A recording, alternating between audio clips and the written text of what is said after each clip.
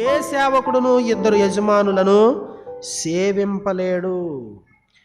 మీరు దేవునిని సిరిని సేవింపలేరు. 16:1 ఒక ధనవంతుని యొద్ద ఒక గృహ నిర్వాహకుడు ఉండాలి. యేసుక్రీస్తు వారు మనకు నేర్పిస్తున్నటువంటి ప్రాముఖ్యమైన పాఠం ఏంటంటే, దేవుడు యజమాని.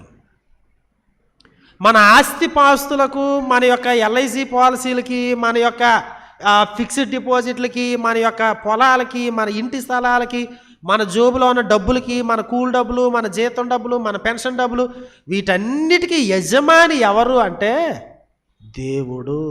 ఆయన ఓనర్ గారు. మనం ఎవరు అంటే గృహ నిర్వాహకులము, లేకపోతే మేనేజర్. మనం మేనేజ్ చేయడానికే ఉన్నాం.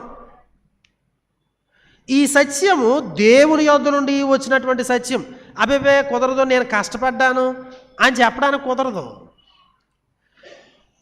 ఏదండి, యోబు గ్రంథం చూడండి, కొన్ని మాటలు చదివితే మనకి చాలా క్లియర్గా అర్థమవుతుంది. మొట్టమొదటిగా చూడండి, మనం చదువుకున్న ఉత్తర ప్రత్యుత్తర భాగం 24వ కీర్తన మనందరికీ బాగా తెలుసు. 1వ చరణం, భూమియు దాని సంపూర్ణతయు, లోకమును దాని నివాసులను యెహోవావే.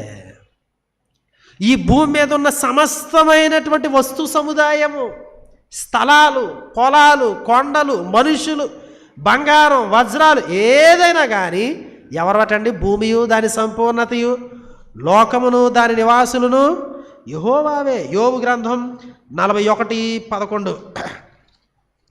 యోబు గ్రంథం 41:11 దేవుడు స్వయంగా మాట్లాడుతున్నాడు. చూడండి 2వ భాగం, ఆకాశ వైశాల్యమంతటి క్రిందనున్నదంతయు నాదే కదా అంటున్నాడు. అబ్బే ఇది మాదండి అని చెప్పడానికి ఎవరికే కానీ హక్కు